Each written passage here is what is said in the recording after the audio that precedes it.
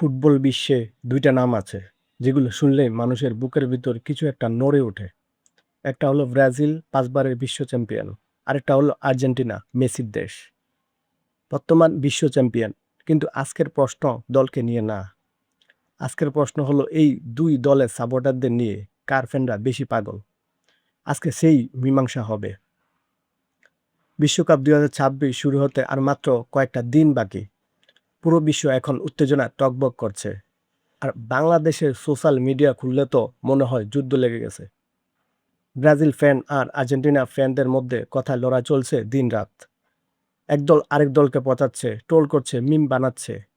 এই পরিস্থিতিতে আমি ঠিক করলাম আজকে তথ্য দিয়ে যুক্তি দিয়ে বিচার করব কার সাপোর্টাররা আসলে বেশি পাগল। ব্রাজিলের জনসংখ্যা প্রায় ২২ কোটি আর সারা পৃথিবীতে ব্রাজিলের সমর্থন আছে প্রায় ৮০ কোটির বেশি।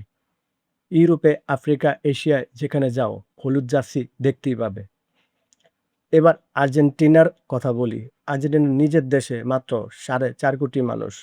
কিন্তু বাইরের দেশে তাদের ফ্যানের সংখ্যা দেখলে চোখ কপালে উঠবে।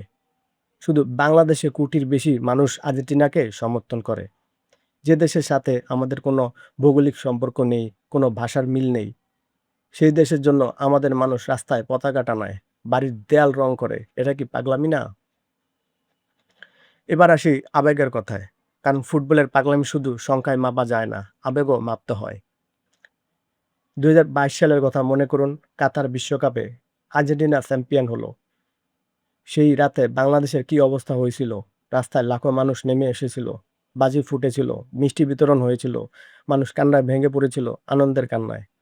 যেন বাংলাদেশই বিশ্বকাপ জিতেছে। এই আবেগটা কোথা থেকে আসে? এটাই তো পাগলামি। আবার ব্রাজিলের কথা বলি, ২০১৪ সালে নিজের দেশে বিশ্বকাপ খেলতে নেমে জার্মানির কাছে ৭-১ গোলে হেরে গেল ব্রাজিল। সেই রাতে ব্রাজিলের রাস্তায় মানুষ হাঁটু গেঁড়ে কাঁদছিল। দেশের মানুষ যেন শোকে পাথর হয়ে গিয়েছিল। আর বাংলাদেশের ব্রাজিল সাপোর্টাররা সেই কষ্ট হৃদয়ে ধারণ করেছিল। এটাও কি পাগলামি না? এবার আসি আমাদের নিজের দেশের কথায়। বাংলাদেশে ব্রাজিল বনাম আর্জেন্টিনার সমর্থকদের দ্বন্দ্ব যেন একটা ঐতিহ্যে পরিণত হয়েছে। পাড়ায় পাড়ায় ব্যানার উঠে, দেয়াল রং হয়, চায়ের দোকানে তর্ক হয় ঘন্টার পর ঘন্টা। বন্ধুতে বন্ধুতে মনোমালিন্য হয়, ভাইকে ভাইকে খোঁচা মারে শুধু দলের কারণে। বিশ্বকাপের সময় বাংলাদেশে ঘুম হারাম হয়ে যায় রাত ৩টার ম্যাচ দেখার জন্য। এই বিশ্বকাপে সেই পরিচিত দৃশ্য শুরু হয়ে গেছে। আর্জেন্টিনার ফ্যানরা বলছে নেইমার ইনজুরিতে ব্রাজিলে কোনো আশা নেই। ব্রাজিলের ফ্যানরা পাল্টা বলছে মেসির শেষ বিশ্বকাপ, এবার আর কাপ পাবে না। দুই পক্ষই থামছে না, থামবেও না, কারণ এটাই তাদের ভালোবাসা। ফুটবল সাপোর্টারদের পাগলামি শুধু মাঠে না, সোশ্যাল মিডিয়ায় সীমাবদ্ধ না, এটা জীবনের সব জায়গায় ঢুকে গেছে। ব্রাজিলে এমন মানুষ আছেন যিনি নিজের সন্তানের নাম রেখেছেন নেইমার জুনিয়র। আর্জেন্টিনার এমন মানুষ আছেন যিনি মেসির ছবি দিয়ে ঘরের পুরো দেয়াল ঢেকে রেখেছেন।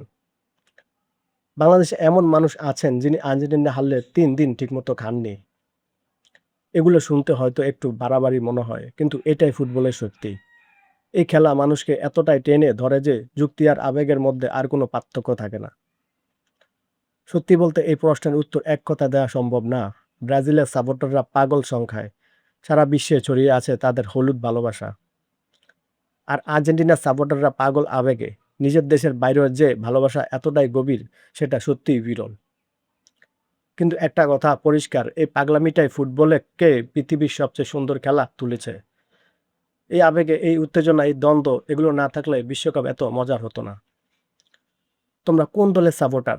আর তোমার মতে কার ফ্যানরা বেশি পাগল? অবশ্যই কমেন্টে জানাও। আর ভিডিওটা ভালো লাগলে তোমার ব্রাজিল বা আর্জেন্টিনা ফ্যান বন্ধুকে শেয়ার করো। দেখো কে আগে রিঅ্যাক্ট দেয়।